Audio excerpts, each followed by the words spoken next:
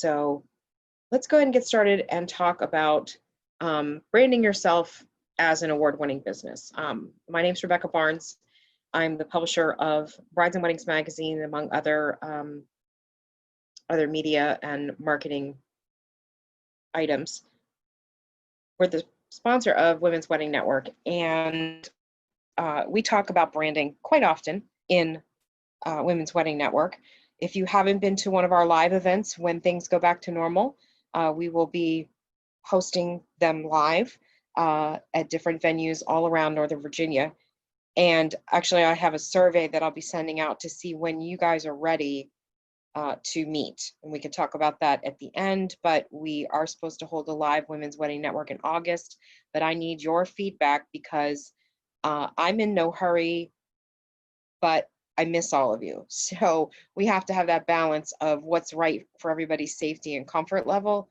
I don't want to hold an event that nobody wants to come to because they're too scared to go out. So we'll talk about that after. So let's go ahead and I'll just tell you a little bit about me for those of you that don't know me. This is my little bio, but basically I run 2 magazines and a marketing company.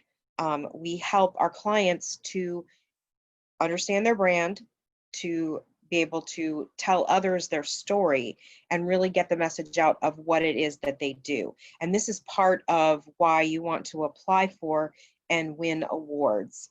I've listed some of the awards there, not as bragging, but so that you can understand the different types of awards that are out there. There are some that you apply for yourself. There are others that you get nominated for and don't have any input into. And then there's a little bit about myself at the bottom there. So I am a 3-time award Business of the Year award winner in Prince William County. No one's ever done that. It's with 3 different businesses. I've won the Seatbelt Arts Supporter Award, Citizen of the Year, and then through my fire department, which I'm a volunteer at, I have won 3 awards there, one of them being the 2nd highest award. There's only one other award higher, and that's for really life members, and I've only been in the department for going on 12 years. So I have experience in winning awards, but it actually started with I've sat on award nominating groups, and that's where I kind of learned how judges look at things and what criteria that they are looking for. And that's really where my experience is, and that's what we're going to talk about today. So first of all, why should you apply for awards? Well, surprisingly, there's very little competition. Filling out an award packet takes a lot of work, and some people just don't get to it. And I'm included in that. I get emails for all kinds of different awards all the time, and I mean to fill out the packet, but I don't always get around to it, and they have deadlines, and you don't want to fill out a half-done packet. You want it to be quality. So that's the first reason to do it, is that the less people there are applying for it, the higher your chances are of getting it. In filling out packets, you want to have a template set up, something like a Google Doc or something on your hard drive of your computer, where you just put all your facts, figures, and information that those packets are going to be looking for, and then go in there and periodically update it so that you have the most current information, almost like a resume on steroids about you, about your business. One of the biggest things is finding the awards. This is where I recommend that you get a spreadsheet, and on that spreadsheet, you write down all of the awards that you find.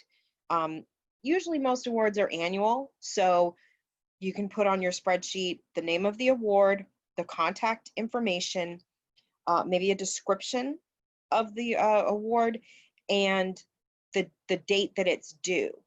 And that way, in a running total, you'll have this annual list of awards, and you'll know when to start looking to apply for them. So that's half the battle. You can do that on your quote downtime, i.e. when you're supposed to be sleeping, because we're all so busy. And that's, or get an intern. So have someone help you. If you've got someone that works for you that has a lot of wait time, have them scour the internet for these types of awards. And we're going to talk about that in a little bit. Have an advocate. An advocate is the person that knows about your business, that's always been your cheerleader. Maybe they're very articulate, and have them look for awards, nominate you for awards. And then we're going to talk later about how your advocate and your tribe should be promoting the fact that you've won these awards. So when I won Citizen of the Year last year, I didn't know that I had even been nominated, and I got asked to come to the awards. And honestly, I thought it was because I owned a media outlet and they wanted coverage. So I didn't really realize that it was me. I should have known because they were trolling. Somebody was trolling my my LinkedIn, which, by the way, your LinkedIn is a great place to cultivate the information that you're going to need for those awards. But someone had nominated me and had pushed for me to win this award. And that's what I mean by have an advocate, because those people can be the ones to nominate you, whether you know or not. So look around and ask yourself, who in your trust circle, who is a partner with you in business. Yeah, it can be your best friend, it can be your mom, but really you want it to be somebody whose voice means something to those judges. Someone that has worked closely with you. Maybe they have a nice synergistic business, or maybe they're just a long-time business associate that you know. So let's talk about your strengths. When you're writing an application, again, it is so much like writing a resume. You want to go with your strengths, know what you're good at, and know how to articulate that so that the judges see results. We're going to want to talk about results in a second. If part of the application touches on your weaknesses, talk about how you've improved those weaknesses. You don't have to focus on that they're not what you're best at, but just talk about the steps that you've taken to improve that particular thing. But always play to your strengths. So also proving your claim. The proof's in the pudding.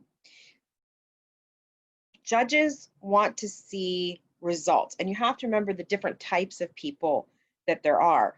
There are people who are big visionaries. There are people who want facts and numbers. There are people who want you to color within the lines, meaning if it says it's a 7-page application and you turn in 8 pages, they may throw your application out completely. Or if you are late, they may disqualify you. And then there's social people who want to see happy, energetic, and social. So whenever you're filling out an application, just like whenever you're talking to an audience, just like when you're dealing with a client and you don't know what category they fall into, try to touch all of those. And proving your claims is important. It's not enough to say that, Brides and Weddings has lots of readers. You need to say, we print X many a month or a year. We get this many social media hits. We get this many hits on our website. We have this many emails. That's the proof. So be sure to qualify and quantify whatever it is that you're claiming in your application. Don't just say, we're the best. Say, according to our 2020 reader survey, 96% of our readers did X. That's quantitative proof that what you're saying is actually happening. Let's see. Sorry, oops, one too many. This one's important. Believe in yourself. There's going to be times where you're going to apply and you're going to get nominated and you're not going to win. And you just have to be persistent and you have to believe in yourself. And when you don't win, take a look at what the winner has that's possibly what, something you don't have. And this is the part where I'm going to get a little cynical, okay? Um, but truth be told, sometimes people win because they have advantages that you don't have. I'm not saying that people pay money to win awards. That's not exactly what I'm saying. But let's talk about business of the year. I'm a small business. I can't sponsor something for $10,000 a year where someone else works for a company that could stroke a check for $10,000 and then suddenly they win that award that year. Okay? Not saying the two are connected, but I'm just saying if you don't have $10,000 laying around, which I don't know very many people that do, don't be dismayed. They've had their turn. They probably won't get another one, and you should apply again. Sometimes it's just not your time yet. It doesn't mean you don't deserve the award.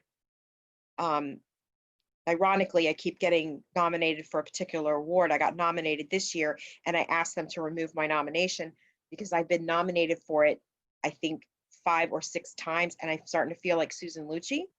So I just said, please, this is a little embarrassing. Please take my name out of the running. And then the pandemic hit, so they canceled the awards anyway. So I'm gonna wait and just give it a breather, and then I'll go back and try again. And I'm using air quotes because I'm not nominating myself, which may be part of the problem. And we'll get to that in a second. When I'm getting nominated, I don't know what these nominators are saying. And on some committees I've sat on, the decision is that even if everyone at the table knows how wonderful you are, the award is based on the application. So if your friend wrote the application and frankly did a horrible job, that could reflect on you and not getting the award. So remember earlier when I said have an advocate? There is nothing wrong with you writing your own nomination and then asking your friend to endorse it and to turn it in. There's absolutely nothing wrong with that. Who knows you and your business better than you? No one. So if you have to write the entire thing or fill out the packet and fill out their information with their permission and then get them to email it in, then that's what you have to do.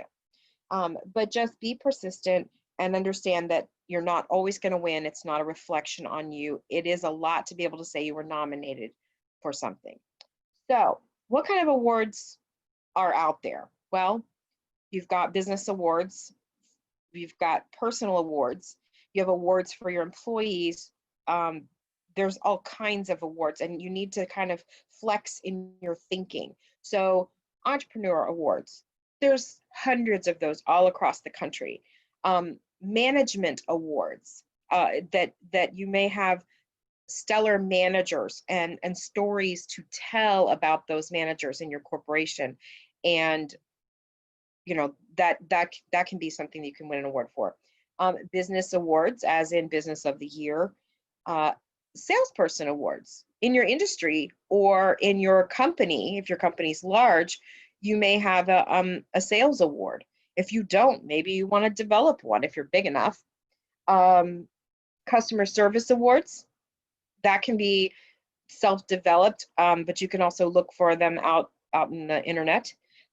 Charitable awards. So we won Seedfeld Arts Award, and I just simply did that because in one of my magazines we make a concerted effort to talk about the arts community, and they in turn felt that was important, that a major media outlet in our area was making it part of the mission statement to talk about the arts, so they gave us that arts award. Charitable awards, same thing. You can win awards by partnering with charities. During this pandemic, there was a hotel manager that decided to take and purchase toilet paper. For those that aren't outside of the hospitality, the Charmin that you use at home, if you recall, is not exactly the same as the toilet paper that you get at a hotel. And they come from the same manufacturer, but they come from kind of different lines. There was no shortage of hotel toilet paper because the industry was planning on big summer. So there was no shortage. The problem was the home toilet paper and the stores and the hoarding that was going on. And so people that were not able to afford to go to clubs or to stock up were literally forced into not having toilet paper. So a local hotel here teamed with two nonprofits. One was my nonprofit in collecting the money, and the other was ACTS, who made sure that the right people that needed the toilet paper got it. And they ordered tons and tons of toilet paper, and we did a media campaign to get people to donate money. So basically, if you donated around $50, you could help stock a home that needed it with toilet paper. So very simple, cost the hotel nothing but time. They were completely reimbursed for the money that they put out, and they were able to do this great big thing that nobody else could do. And that is something that they could apply for an award and claim that as something that they've done, or get, maybe that nonprofit will give them some sort of special recognition. Chamber awards, pretty much everybody is somewhere where there's a local chamber of commerce. You can check out, you can join a chamber and look at their awards programs. A lot of times they have small business, new business, medium, large business, tech business. They have all kinds of categories, and there might be something that fits there for you. Industry awards. We have our WEDI awards, and you can apply for our WEDI awards. In fact, the nominations will be opening up next week, and we can provide the link for that. And you should self-nominate or get someone to nominate you. Again, look at the criteria. The judges pick by the awards themselves, like the nomination. So you don't want to just fill out your name and say we're really good. Like that's, you need to read these and go through them carefully and answer the questions. Industry awards mean a lot because that's saying that your peers or a group of judges in your industry has deemed that you are great. And then Reader's Choice Awards, that's where, for instance, in ours, we have the readers come and vote on the winners. And you'll find those in most newspapers, lifestyle magazines, and some industry magazines. So let's go to award suggestions. So here's just a couple that I put together. One is National Small Business Award. And again, I didn't put the websites, but you can actually just Google these and they'll come right up. Dream Big from the U.S. Chamber of Commerce, Ernst & Young Stevie Awards, Independent We Stand, which is a Indie Award, your local chambers, and of course, Brides and Weddings are WEDI Awards. Now, here's where I want you to be careful. There are places that want to charge you money to apply for their award. I would be very, very leery of that, very careful. First of all, there are people who just come up with awards so that they can, they're like vanity awards. You can pay them and they will say that you won, the best veterinarian in Manassas. And then they'll actually give you an award, but you paid money for it. It's not real. It's not a real group. It's something that they opened up a website, and it's a vanity type of thing. And I don't recommend those. Some people are fooled by that, but most people see right past that. And they know that that is fake. So I wouldn't recommend it because I think that actually hurts your credibility rather than helps your credibility. Some of them just have large fees, or some of them want you to come to the dinner that they're hosting. I understand that. That makes sense. Chamber, you apply to belong to your local chamber, and then the dinner is, $75, $100 a seat. They might want you to sponsor something. The news outlet might contact you, want to sell you an ad. Those aren't shady things. They're just money things. But when someone wants $500 for you to apply for an award, I can think of 10 better uses of that $500 than applying for that award. So, you know, don't fall for those. But there's lots of legit ones out there. So now you've won. What are you going to do? And I have Disney World because that's where I would go. You know, now you've won. Where are you going? Disney World. They'll open up again someday. What now? So here's some of the steps that you're going to take to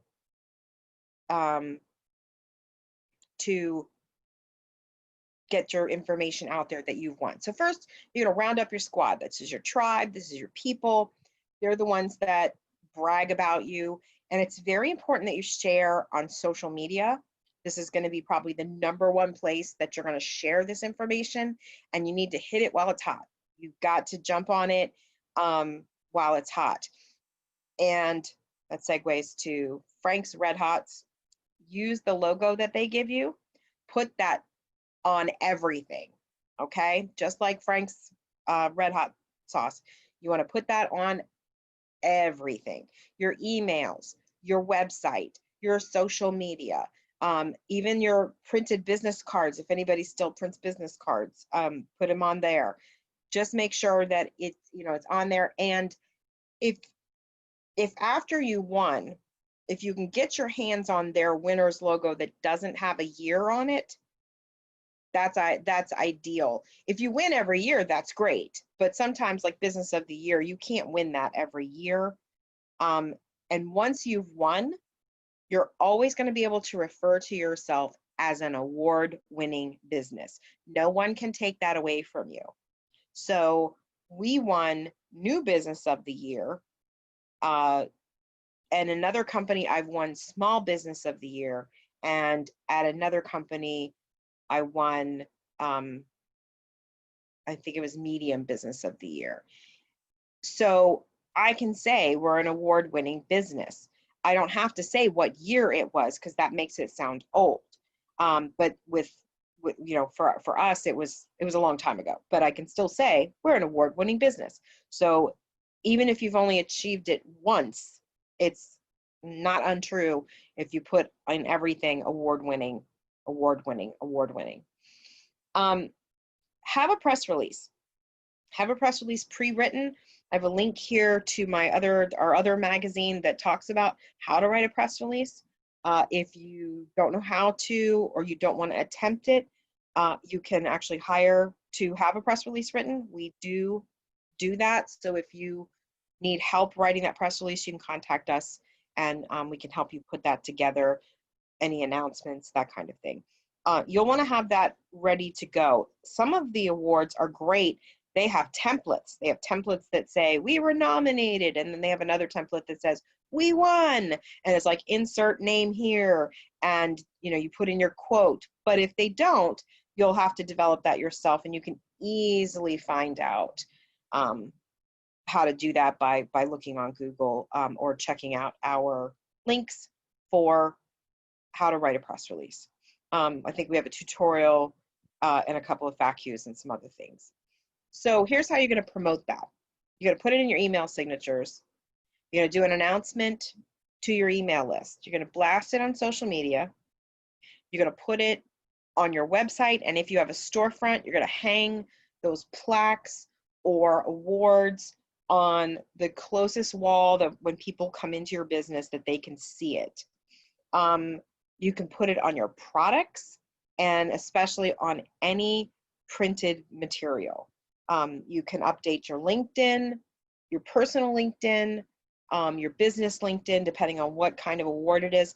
Even if you have, let's say you have a big business, look for the people in your big business to apply for awards, because then you can say, we have the national top salesperson in hotel bookings.